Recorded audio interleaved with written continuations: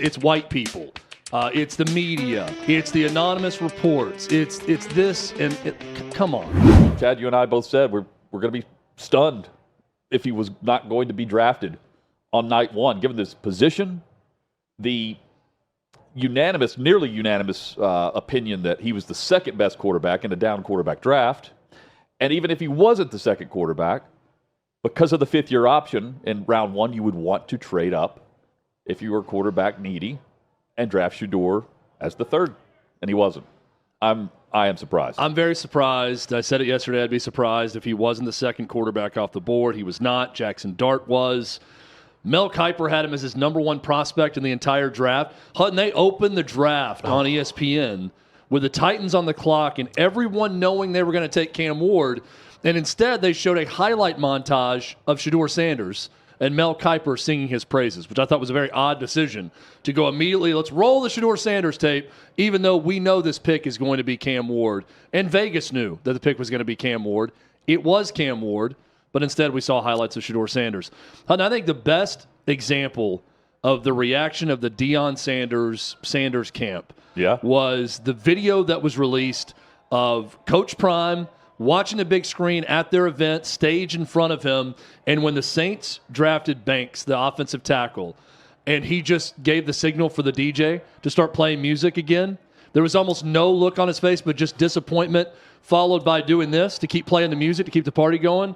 That perfectly sums up the night for Shedeur Sanders. It wasn't a good one. This is ESPN, NFL Network, and everyone else playing to the audience and the numbers that Colorado brought for the college football season over the last 2 years. I mean, how else can it not be because of that they're going in that direction? This is great, by the way, for ESPN and NFL Network. They get to milk this for another 24-hour period. This is Will Levis and that saga on steroids. And they get to do it with primetime and a live look-in at their own draft party. If only we had a Gia Duddy to go with Shedeur.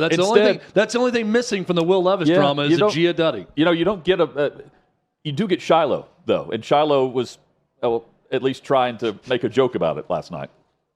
As far as I don't understand. Because you gotta understand. See, bro, I don't even know what they're gonna do with me, bro, because they're doing you like this. Selfish ass. By himself.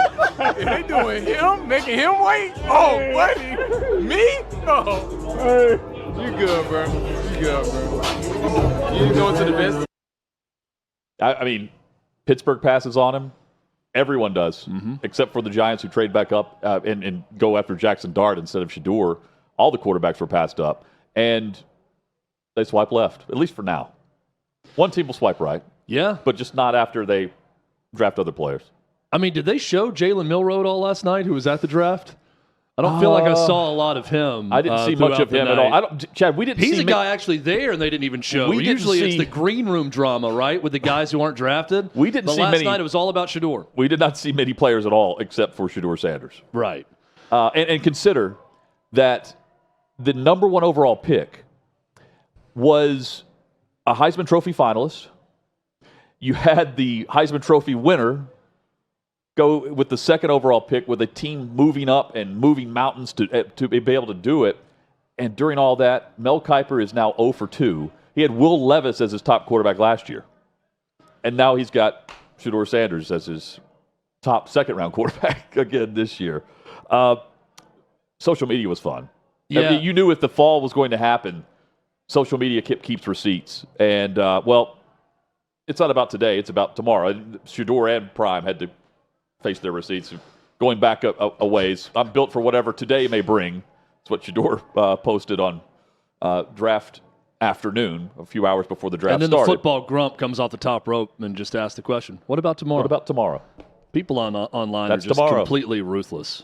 They keep receipts on Deion as well, with Primetime going after one of the fans. One of the readers said Shedeur Sanders was not a top 5 draft pick. And you have Coach Prime, tell your son stop acting like he's the coldest out there and then put up a 4-8 season. And then you have Prime responding, he will be a top 5 pick. Where your son going? I got time today. Isn't I Got Time Today the name of his talk show that's on Freevee? or whatever it's Oh, on. is it? Was that right? Yeah, I think Is it's it I Got Time Today. LOL? I Got Time Today, and it's a female co-host with Coach Prime. Okay. So, that's part of his time? branding was I Got Time Today. And then 3 High on social. Shedeur about to ask somebody for a phone charger. So, yeah. I don't know how long the wait's going to be, but what an interview that's going to be whenever they get Prime and Shedeur together. How much does that necklace he's wearing weigh? Is what I want to know. I don't know. But I want to get a weight on that thing. Didn't his older son, Deion Sanders Jr., isn't he into like fashion? Remember he came on our show once. Yeah, he had his own clothing line. And like jewelry and stuff, right? Because that was part of the whole shtick that he was. He was going to come on to promote his clothing line when he came on our show. Yeah. And that was his account that was doing the video. He went after our show because we criticized Deion Sanders' lack of knowledge on NFL Network about, was it Kevin Byard? He didn't know who Kevin Byard was. Didn't know who Kevin Byard was. Pro. And he was an all-pro that year. And he played in the secondary where Deion played. And we had a problem with that. And then Deion Jr. had a problem with us and came on our show and gave, to the, I guess, in defense of whoever the anonymous executive was that said Shedeur was the worst interview in the history of football, of all interviews, the most entitled. He made people feel small in the room and everything else. If he's anything like his older brother, Deion Jr., boy, that was the most entitled, born on third base, thinks they hit a triple interview. That's the version demeanor that I've ever encountered in my life. The way he talked about what he had accomplished in his life. Yeah, so if you're saying that, maybe there was something to it. No, it's almost like they thought they were talking with Shedeur and they were actually talking to Deion Sanders Jr. Yeah, that's a great example of the it's a 180. At least the version that we see from Shedeur in front of a podium. It's nothing like Deion Sanders Jr. compared to Prime. He's more like Primetime. Well, and Shedeur is good. I mean, I don't want to lose sight of the fact that he did good things at quarterback at Colorado. Like, we can get into, is he first round? He's not a first round because the league decided he's not a first round talent. So there's really no debating that. There's a lot of reasons being put out there, Hut. A lot of reasons as to why he wasn't a first round talent. Yes, and Nick Saban chiming in on one of those reasons. And where will Shedeur Sanders hear his name called? Well, I hate this, and I said this yesterday in the meeting that we shouldn't take any player and create an expectation for him, because basically it's not about where you get picked, it's about when you get picked, do you take the opportunity that you were given to make the best of the opportunity that you have. And I think Shedeur Sanders is going to do that. And we created this expectation for this guy that he was going to get picked. Now, but that just creates an expectation. It's not a reality. The teams that evaluate players and give them opportunities, that's what matters. And Shedeur is going to get picked, and he's going to have a great career. And I wish we'd quit talking about when he gets. Quit talking about him until he's drafted. Well, Chad, all the chatter and looking to place blame is, well, it has you annoyed. I know that. Me too. It's also, it's well said. It's also just hilarious that Nick Saban is taking his gripes with the production team at ESPN public and saying, I told our producers yesterday, I'm tired of talking about when he's going to get picked because what matters is what he does with the opportunity, and then, proceeds to go up. Because, look, it adds to the television drama of it. I mean, look, ESPN's in the TV business, okay? I completely understand and am sympathetic to the fact that people were talking about Shedeur leading up to the draft, us included. Everybody else was. They wanted to know where he was going to go. He was the most compelling figure going into the first round. So I understand why they're showing his camp when he's not drafted. I understand why Nick Saban's producers are saying, yeah, we're going to spend some time talking about all of your projections on where he's going to go, where he should go, all of those things. And you're going to have to deal with it, Coach Saban, because you're on TV now. And this is what we do on television, right? This is what we do in entertainment. We give the people what they want. And people are talking about Shedeur Sanders. Good or bad, he's a compelling figure and a divisive figure. So divisive that people now have an excuse or a reason as to why he wasn't drafted in the first round. Notably, we've got video right now of New York Representative Jamaal Bowman, who's got his reason as to why he wasn't drafted. Someone like Shedeur Sanders, because he talk a certain way and because he wears gold chains, and his pops is Dion, and he don't want to submit to y'all white shit, you know, he's gonna slip in the draft. And you're telling me it's based on the evaluation. Like, you didn't watch the games and watch him play and see him play. Like, he's going to slip. Is the draft over? Because he doesn't do the white shit. It was the reason. So look, it's white people. It's the media. It's the anonymous reports. It's this and come on. It's 2025. There's not a single NFL executive that would have had a single problem drafting him number 1 overall if he was the best quarterback in this draft. If he was a no-brainer, jumping off the film, great locker room guy, this and that, all those things, they would not care how much his necklace weighed, the way I asked, because I do want to know how much that necklace weighs. They wouldn't care. No one would. Just like no one cared, Cam Ward is black and was drafted number 1 overall. I mean, I guess Mike Tomlin or Todd Bowles or Chris Greer or anyone else that has been in the league or is in the league that would pass on Shedeur.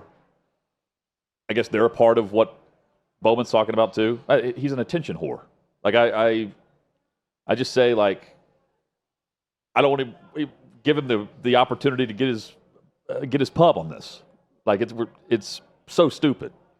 Look around the league, and I mean, I guess any minority coach or general manager or team president that passed on Shedeur is also racist against your own race, right? It's stupid. Oh, but it goes back to, like, whenever the one and done coaches in Houston, we went through a few for a while. I think 3 straight, 4 straight, and immediately whenever the coach was removed, it's like, it's the black coach who's getting fired. He doesn't have time to do it. And then they would replace said coach with another minority coach.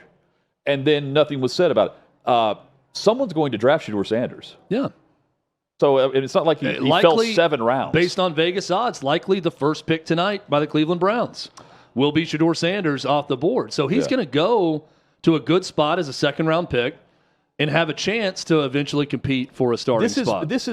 Yes, we watched him play. You also have to factor in, it comes down to, can you ball? Yes, he can.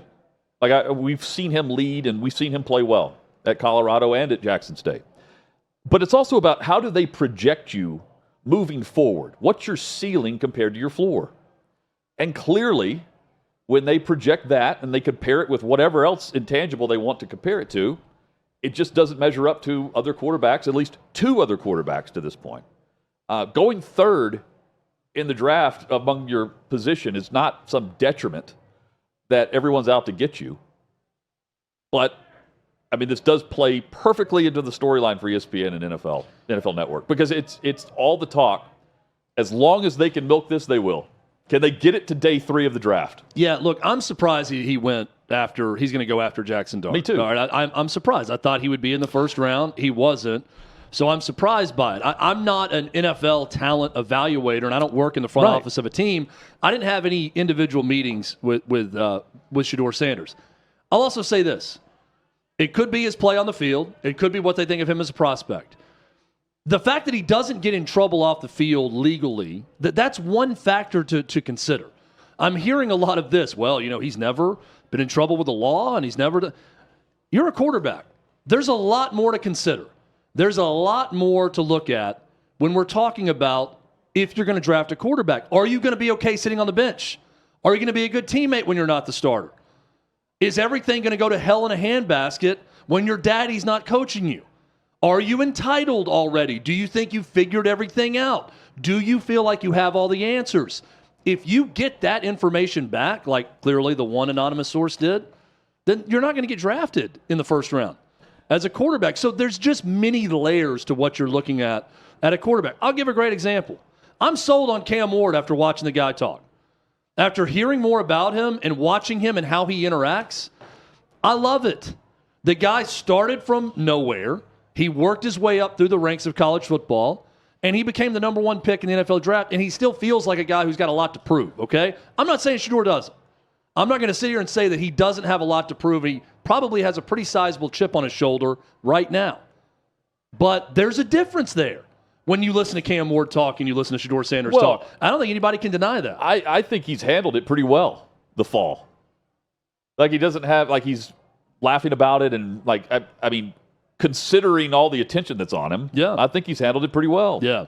That goes to his maturity at the position. Again, like, it's the I don't see this as a huge detriment to them yet. Them being the Sanders, the Primetime and company. They will you. Do you believe? Do you believe? Asking Ed Werder over and over after the win over TCU. By the end of it, yeah, I mean, the same group of media that had Shedeur #1 overall, 6 months ago, had him out of mock drafts completely whenever we went into round 1, because they actually heard feedback from talent evaluators. Chad, I'm one with you. I'm not one. Neither are those that had him #1 overall. No. The same talent evaluators, though, they gave feedback to Cam Ward last year that he was a 3rd or 4th round pick, and he went back to Miami. 12 months later, the dude's the #1 overall pick. I want to dive into that coming up, because this shows says a lot. It shows the desperation of a team that doesn't have a franchise quarterback, and it also says a lot about Shedeur, that Cam Ward is one of one. He's not the top one. He's one of one in this draft class at the position. That's next year in Hot Mic.